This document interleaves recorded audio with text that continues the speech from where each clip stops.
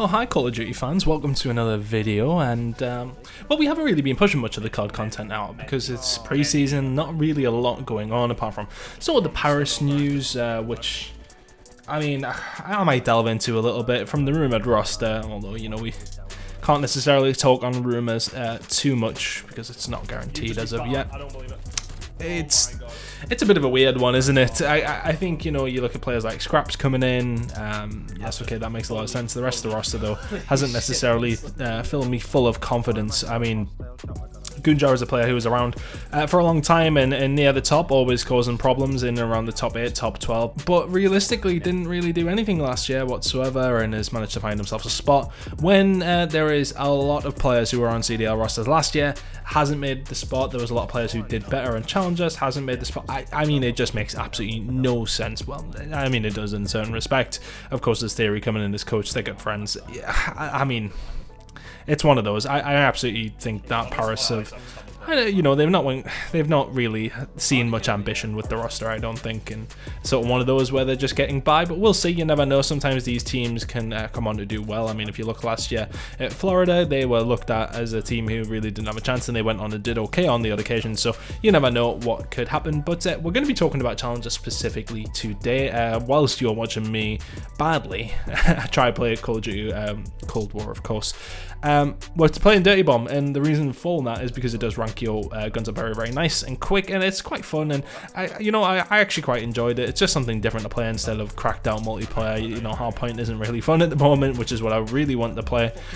Waiting for that Rampage to come out to hopefully get some good games on that one, because right now it just feels like I'm in a scrim every single game. But we're not going to go on and batter SBMM too much. We're going to be talking about the Challenger season coming up and why I am super excited for it, if I'm honest with you. First and foremost, it does seem as if the CDL are really going to be focusing some resources over towards this, more so than they did last year. I know there was already, you know, quite a lot of stuff done once COVID sort of came through and everything was going to online. Yes, okay, we did see a little bit more challenges, but it feels like we're going to have very, very good coverage throughout the year for it, and I think there's a good reason for that, and that's because of the 4v4 change. Now, yes, okay, the 4v4 change, what does that really impact on challenges, you may ask? Well, it impacts the fact that there is going to be a lot more players who were in Pro League teams now fighting it out in the challenges side of things. In total, last year, there is 28 players who were on Pro League teams, including substitutes, who do not have a Pro League spot this year. Now, 28 teams, that's 28 players, sorry, that's 7 whole teams. That's 7 extra teams potentially, technically, who could be at the very, very top of the Challengers side of things. And that's not to mention some of the top Challenger teams who are in there as well. They have obviously had to lose some players, say the top 4 teams from each region. That's 4 extra players who are missing out on those top 4 spots. That's another team. I mean, look, we could have like 3 or 4 more teams at the very top of the Challenger circuit in each of the main regions. We have obviously seen the Australian players who are in Paris move themselves back over towards Australia, and it looks as if they are on the Renegade squad, at least anyway. I think with Shox and Luca have made their way over to that one, and that's going to make things very, very interesting over there. And hopefully, if we do get to fully fledged events, maybe towards the end of the Call of Duty season.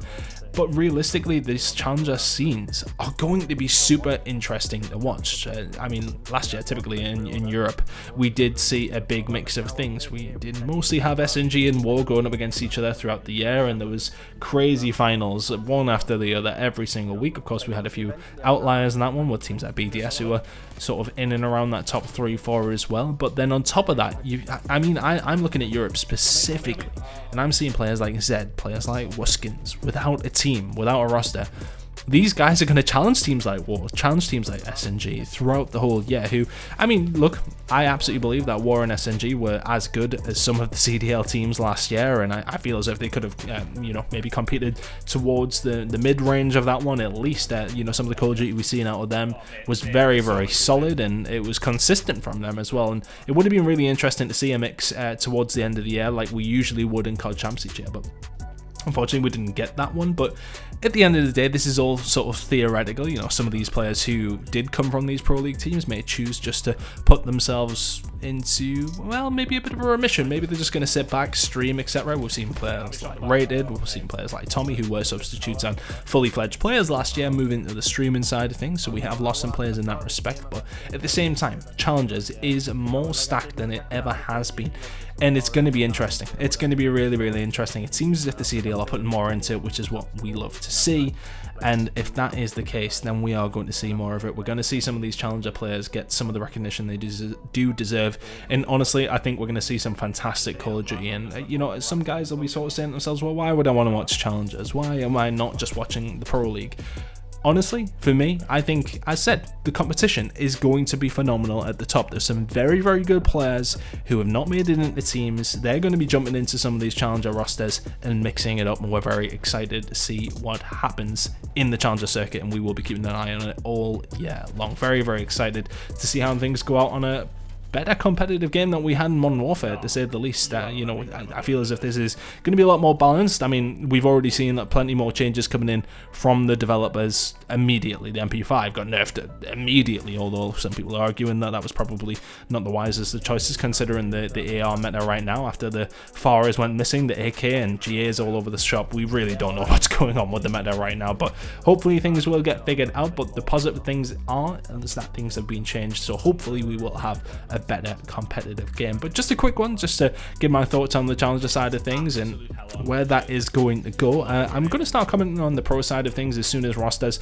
start being finalized across the board. Of course, there is still some to come out and sort of say exactly what's going on. As soon as that happens, we're going to start getting rankings coming in, and some more Call of Duty content is going to be coming your way. But very excited for the Cold War season to start, and I hope you guys are too. We'll catch you for the next video. See you then.